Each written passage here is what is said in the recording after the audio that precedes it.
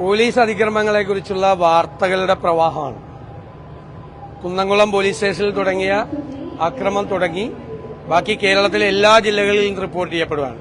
ഏറ്റവും അവസാനം വന്നത് അടൂരിൽ ഒരു ഡിവൈഎഫ്ഐ നേതാവിനെ പോലീസ് പാർട്ടി നേതൃത്വത്തിന്റെ അറിവോടുകൂടി തച്ചുകൊന്നാണ്. പോലീസ് സ്റ്റേഷനിലിട്ട് ക്രൂരമായി മർദ്ദിച്ച് അയാളെ മരണകാരണമായ മർദ്ദനം അയാൾക്കുണ്ടായി എന്നാണ് അയാളുടെ കുടുംബം പരാതി പറഞ്ഞത്. അയാളുടെ കൂട്ടത്തിൽ നിന്ന് വന്ന ഒരു സ്ത്രീയെ പോലും ചവിട്ടിയെന്നാണ്, ക്രൂരമായി ചവിട്ടിയെന്നാണ് അയാളുടെ കൂടെ വന്നത്. ഡിവൈഎഫ്ഐ നേതാവിന് കേരളത്തിലെ പോലീസ് സ്റ്റേഷനിലിട്ട് തല്ലിക്കൊല്ലുന്ന പോലീസാണ് കേരളത്തിലെ. അല്ലെങ്കിൽ എനിക്ക് പിണറായി വിജയനോട് പറയാനുള്ളത്, നിങ്ങൾ ആ സ്ഥാനത്ത് ദയവ് ചെയ്ത് തുടരരുതെന്നാണ്. നിങ്ങൾ ആ സ്ഥാനത്തിരിക്കാൻ യോഗ്യനല്ല.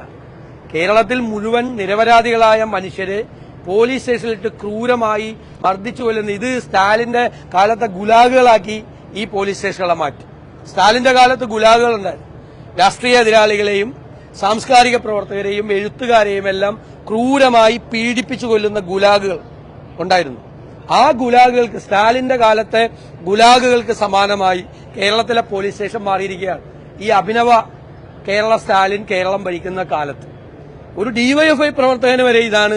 നേതാക്കന്മാര് അയാൾ എന്തോ രഹസ്യം പാർട്ടിക്കാരെ കുറിച്ച് അവർ നടത്തിയ തട്ടിപ്പിനെ കുറിച്ചുള്ള രഹസ്യം പുറത്തുവരും എന്ന് മനസ്സിലായപ്പോൾ അയാളെ ഒരു കള്ളക്കേസിൽ കുടുക്കി പോലീസ് സ്റ്റേഷനിൽ കൊണ്ടുപോയി SHO ഉപയോഗിച്ച് ക്രൂരമായി മർദ്ദിച്ച് അയാൾ മരണകാരണമായി എന്ന് കുടുംബം അവര് പരാതി കൊടുത്തിട്ട് പോലും ആ പരാതി പോലും പാർട്ടിക്കാർ കൊടുത്തില്ല. പത്തനംതിട്ട ജില്ലയിലൊക്കെ ക്രിമിനലുകളാണ് പോലീസ് സ്റ്റേഷനുകൾ ഭരിക്കുന്നത്. ഇതിനു മുമ്പ് ഞങ്ങൾ ആരോപണം ഉന്നയിച്ചിട്ടുള്ളതാണ്. ഇതിനൊന്നും ഒരു നടപടിയെടുക്കാതെ ഇത്രയും ദിവസമായിട്ട് മൌനത്തിന്റെ വാൽമീകത്തിൽ ഒളിച്ചിരിക്കുകയാണ് കേരളത്തിലെ മുഖ്യമന്ത്രി. എന്നിട്ട് വേറെ ആളാണ് മറുപടി പറയണത്. മറുപടി നിങ്ങളാണ് പോലീസ് വകുപ്പ്, ആഭ്യന്തര വകുപ്പ് ഭരിക്കുന്നതെങ്കിൽ നിങ്ങൾ മറുപടി പറയണം. പിണറായി വിജയൻ മറുപടി പറയണം. നിങ്ങൾ സ്റ്റാലിൻ ചമയണ്ട കേരളത്തിൽ.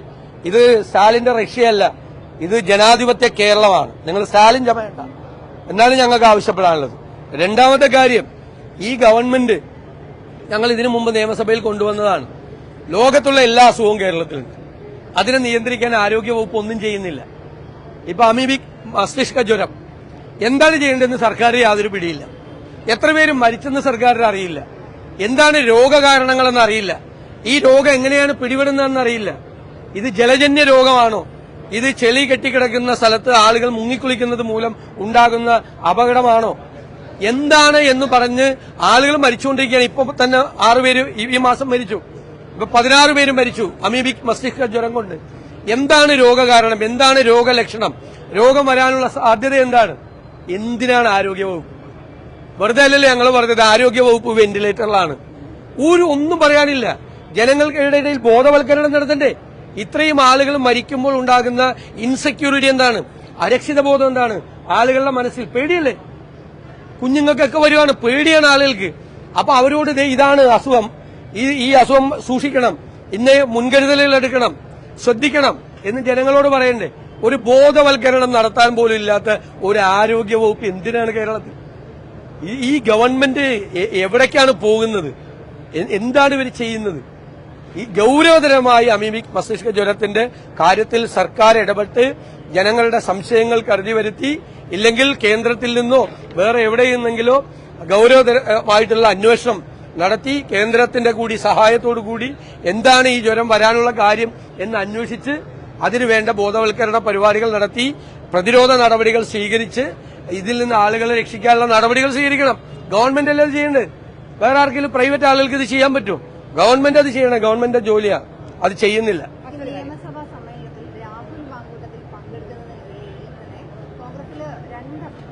ഇല്ല, ഞങ്ങൾ ആരും അഭിപ്രായം പറഞ്ഞിട്ടില്ലല്ലോ അതിനെക്കുറിച്ച്. കോൺഗ്രസിലെ ഒരാളും അതിനെക്കുറിച്ച് അഭിപ്രായം പറഞ്ഞിട്ടില്ല. അദ്ദേഹത്തിനെ പാർട്ടിയിൽ നിന്ന് സസ്പെൻഡ് ചെയ്തു, പാർലമെന്ററി പാർട്ടിയിൽ നിന്നും സസ്പെൻഡ് ചെയ്തു. അതാണ് വിവരം. ബാക്കി കാര്യത്തെക്കുറിച്ചൊക്കെ പാർട്ടി തീരുമാനം എന്തെങ്കിലും ഉണ്ടെങ്കിൽ പാർട്ടി പ്രസിഡന്റ് നിങ്ങളെ അറിയിക്കും. അല്ലാതെ ഒരു തീരുമാനവും ഞങ്ങൾ എടുത്തിട്ടില്ല. അതിന്റെ അകത്ത് രണ്ടഭിപ്രായത്തിന്റെ പ്രശ്നമില്ല. സോഷ്യൽ മീഡിയയിൽ ആരെങ്കിലും കയറി വല്ലതും എഴുതിയെന്നും മറുപടി പറയേണ്ട ബാധ്യതയൊന്നും ഞങ്ങൾക്കാർക്കില്ല. പാർട്ടിയുടെ നേതാക്കന്മാരോ ആരും അതിനെക്കുറിച്ച് അഭിപ്രായം പറഞ്ഞിട്ടില്ല. പാർട്ടി ഉചിതമായ സമയത്ത് ഉചിതമായ തീരുമാനമെടുക്കും. അത് KPCC പ്രസിഡന്റ് നിങ്ങളെ അറിയിക്കും. അത്രയല്ലോ. അല്ല, അത് അറിയിക്കും, അദ്ദേഹം അറിയിക്കും. അദ്ദേഹം സസ്പെൻഡ് ചെയ്ത്, അദ്ദേഹം പാർലമെന്ററി പാർട്ടിയുടെ ഭാഗമല്ല. സസ്പെൻഡ് ചെയ്ത് പാർട്ടിക്ക് പുറത്താണ്, പാർലമെന്ററി പാർട്ടിക്കും പുറത്താണ്. ഞങ്ങളുടെ പാർലമെന്ററി പാർട്ടിയിലില്ല.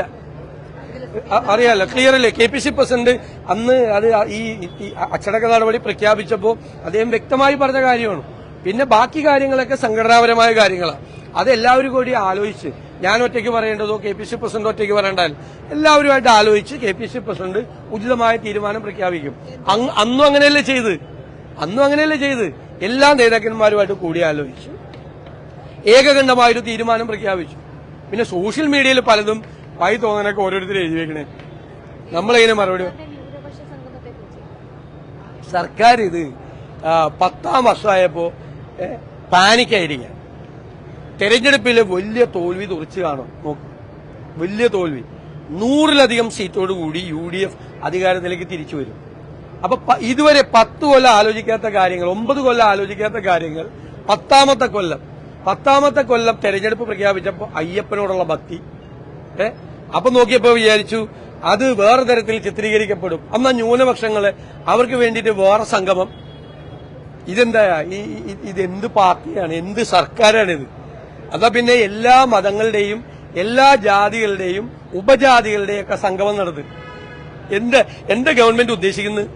എന്താണ് ഗവൺമെന്റിന്റെ പർപ്പസ്? എന്താണ്? എന്ത് സെമിനാർ? ഇതൊക്കെ 10ാമത്തെ കൊല്ലം തെരഞ്ഞെടുപ്പ് പ്രഖ്യാപിക്കാൻ പോവാ. അടുത്ത മാസം ലോക്കൽ ബോഡി പ്രഖ്യാപിക്കും അല്ലേ? അത് കഴിഞ്ഞാൽ ഉടനെ മറ്റേ തെരഞ്ഞെടുപ്പായി. ഇനി ഒന്നും ചെയ്യാനുള്ള സമയമില്ലല്ലോ. ഇപ്പോഴാണ് സെമിനാർ, ഇപ്പോഴാണ് കോൺക്ലേവ്. ഞങ്ങൾ കോൺക്ലേവ് നടത്തുന്നുണ്ട്, ആരോഗ്യ കോൺക്ലേവ് നടത്തി, ഹയർ എഡ്യൂക്കേഷൻ നടത്തി. എന്തിനാ? ഞങ്ങൾ അധികാരത്തിലേക്ക് തിരിച്ചു വരും. അധികാരത്തിലേക്ക് തിരിച്ചു വരുമ്പോൾ ഞങ്ങൾ ഗവൺമെന്റിനെ വിമർശിക്കുക മാത്രമല്ല, ഗവൺമെന്റ് പരാജയപ്പെട്ട സ്ഥലത്ത് ഞങ്ങൾ എന്ത് ചെയ്യും എന്ന് ഞങ്ങൾ ജനങ്ങളോട് പറയും. അതിനാണ് ഞങ്ങൾ നടത്തുന്നത്. ഇവരെന്തിനാ നടത്തുന്നത്? ഇവർ ഇതുവരെ ഉണ്ടായിരുന്ന പരാജയം വിലയിരുത്താൻ വേണ്ടിയിട്ടാണോ? അവസാന സമയത്ത് ന്യൂനപക്ഷ സംഗമം, അയ്യപ്പ സംഗമം, ഇങ്ങനെ തമാശയാക്കല്ലേ? ഭരണം എന്ന് പറയുന്നത് വളരെ ഉത്തരവാദിത്തമുള്ള സംഭവമാണ്. അവസാനം പിണറായി വിജയനും കൂട്ടരും കേരളത്തിലെ ജനങ്ങളുടെ മുന്നിൽ ഇപ്പൊ തന്നെ ആയി പരിഹാസപാത്രമാവും. ന്യൂനപക്ഷ സംഗമം, അയ്യപ്പ സംഗമം, ഇങ്ങനെ പരിപാടിയൊക്കെ നടത്തിയിട്ട് ഇനി ഓരോ ജാതി ഉപജാതിയും തിരിച്ച് സംഗമം.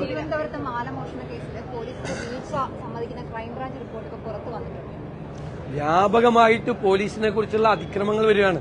നിരപരാധികളെ കൊണ്ടുപോയി പോലീസ് സ്റ്റേഷനിൽ മർദ്ദിക്കുന്ന നിരവധി സംഭവങ്ങളാണ്. ഞാൻ പറഞ്ഞല്ലോ, ഞാൻ ആദ്യം തന്നെ പറഞ്ഞു, 14 ജില്ലകളിൽ നിന്ന് റിപ്പോർട്ട് ചെയ്യാണ് പോലീസിന്റെ ക്രൂരത. എന്നിട്ട് മുഖ്യമന്ത്രി ഇതുവരെ മിണ്ടിയിട്ടില്ല.